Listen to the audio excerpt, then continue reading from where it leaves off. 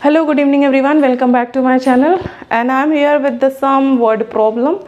And you know very well the chapter of quadratic equation has been started, and 2-3 videos already I have given to you, and I hope you all have seen that video. And if you have not seen till now, so you go and see that video, and that is why because if you see that video, then your concept will be built after according to on the basis of this problem. Okay, and what is word problem is saying to you, I am telling you everyone कि जब भी आप whenever you see the word problem, you are feeling hesitating and you feel like oh my god, how can I understand, how can I handle it, how can I tackle this question. So how to tackle the question with the word problem for removing your hesitation, for removing your phobia, that is why I am here with the word problem question. Okay, तो यहाँ पे हम बच्चों क्या देखेंगे और क्या समझेंगे, हमें यहाँ ये देखना है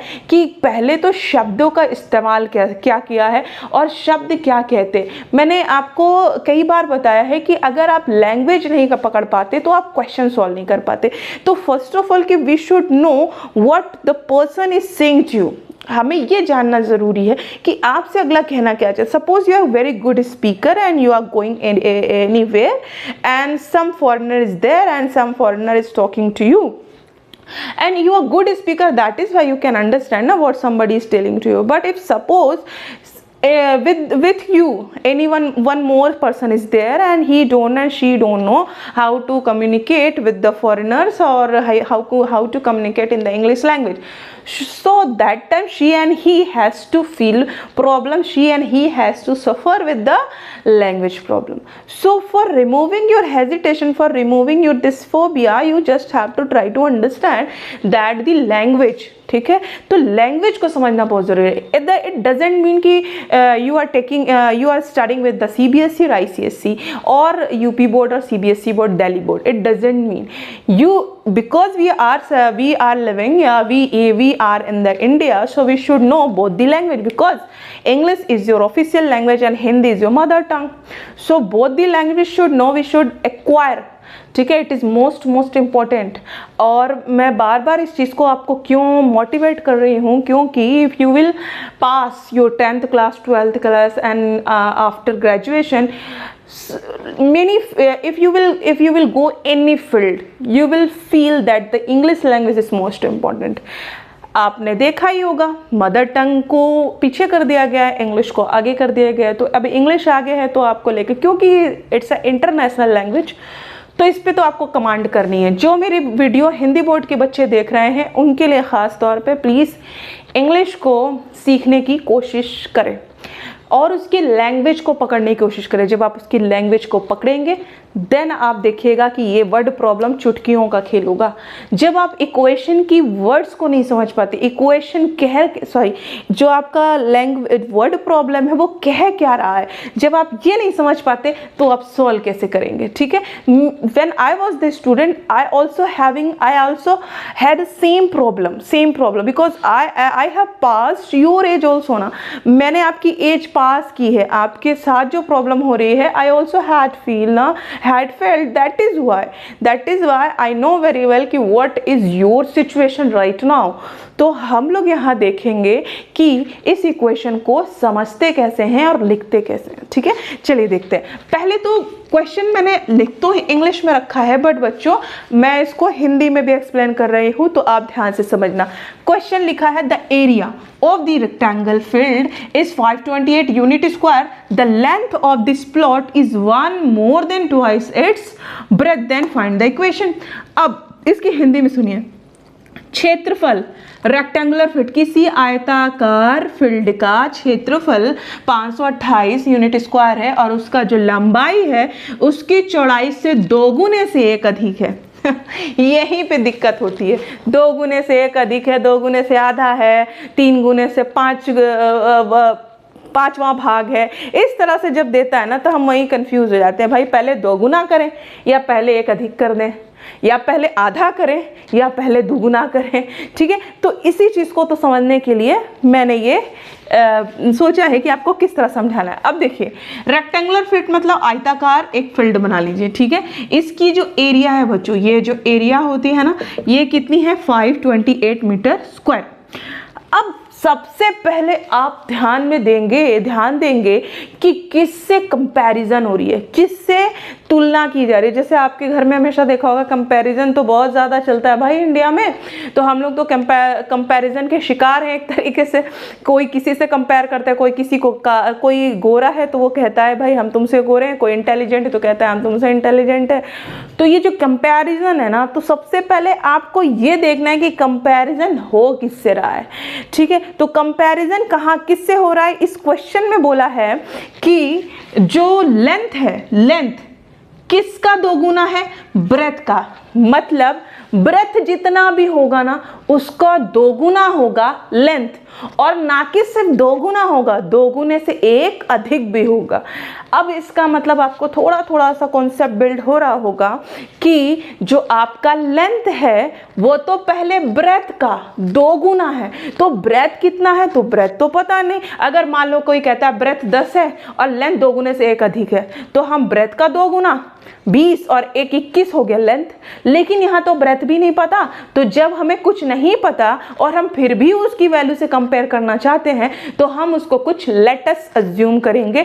x ले लीजिए, y ले लीजिए, b ले लीजिए, any alphabet you can take it, you are free to take any symbolic form. ठीक है, आप कोई भी वेरिएबल ले लीजिए। मैंने x ले लिया क्योंकि my favourite is x, so and most of the teacher has to take x also. ठीक है, क्योंकि स्टूडेंट को ना x से ज़्यादा कॉन्सेप्ट समझ में आता है। तो ये L है बच्चों और ये B। हमने B को मान लिया कितना बच्चों, x। मैंने ब्रेथ को मान लिया x।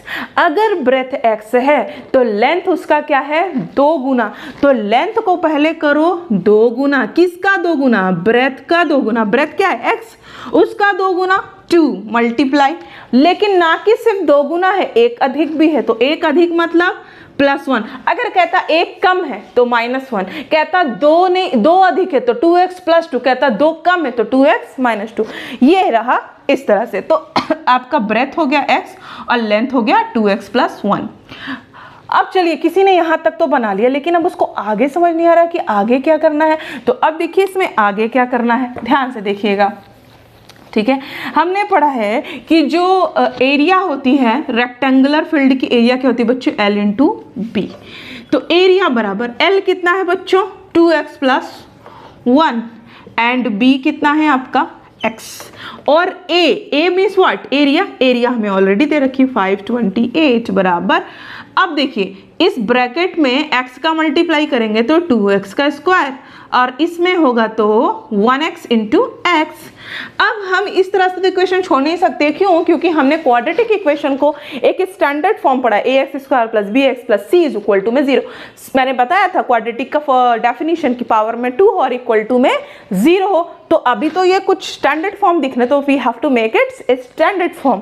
ठीक है, तो हम लोग क्या करेंगे, 2x² + x को इधर ही रहने देते हैं क्योंकि इधर ज़्यादा मेंबर से, तो इधर ही रहने देते। 528 प्लस में तो इधर आएगा बच्चों -528, और इक्वल टू में इधर 0 बचा ना, चाहो तो आप यहाँ भी 0 लिख दो, लेकिन मैंने इसको उठा के 0 कहाँ कर दिया, यहाँ। अब सोचोगे -0 का कोई मतलब नहीं, 0 पॉजिटिव होता है ना तो नेगेटिव होता है। ये रहा आपका इक्वेशन इस क्वेश्चन का।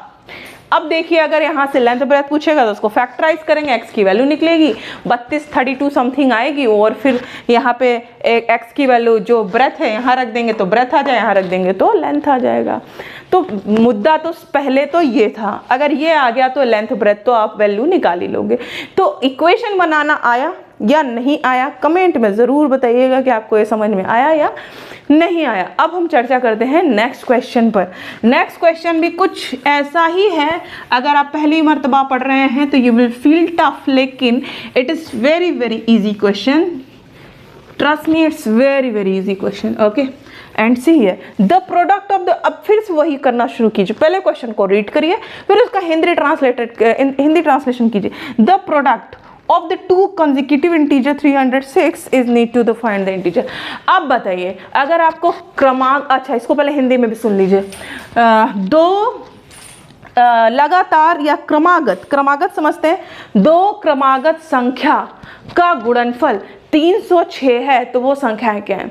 अब मेरी बात ध्यान से समझिएगा कि अगर आपको क्रमागत का मतलब नहीं पता हिंदी वाले बच्चों को, और इंग्लिश वाले बच्चों को कंसेक्यूटिव का मतलब नहीं पता, तो how they will solve, how they will tackle the problem. तो पढ़ते ही आप हार मान गए ना। तो इसीलिए मैंने कहा कि इंग्लिश लैंग्वेज पर कमांड कीजिए। If you are studying in English board, so you should know the little bit vocabulary which is used in your mathematics book. I am not telling कि you have to learn the English language only for mathematics. No, you have to learn English for your overall development, overall personality development. It is literally, if you will speak very nice in English, then your personality will be developed and you will कह सकते हो make your personality nice, ठीक है, with the help of the English language. So you should start, according to me, you should start to try to speak, ठीक है। अब देखिए consecutive का मतलब इंग्लिश वाले बच्चों के लिए लगातार। अगर मैं कहूँ 5 6 कॉन्जिक्यूटिव है, 7 7 8 कॉन्जिक्यूटिव है, 1 2 3 5 कॉन्जिक्यूटिव है, 5 6 7 8 कॉन्जिक्यूटिव है, 3 1 जा 3 3 2 जा 6 कॉन्जिक्यूटिव नहीं है ना। क्यों? क्योंकि 3 के बाद कौन आता है? 4। कहे कि सम ये बोल सकते इवन कॉन्जिक्यूटिव। इवन कॉन्जिक्यूटिव मतलब क्या हो गया? इवन भी हो कॉन्जिक्यूटिव भी हो। तो पहला इवन कौन होता है? 2, दूसरा इवन कौन होता है? 4।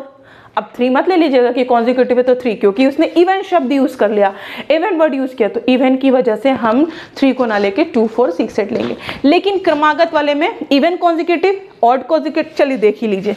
देखिए पहले तो क्रमागत, अगर हम कॉन्जिक्यूटिव का मतलब समझें कि लगातार, क्या होता है बच्चों?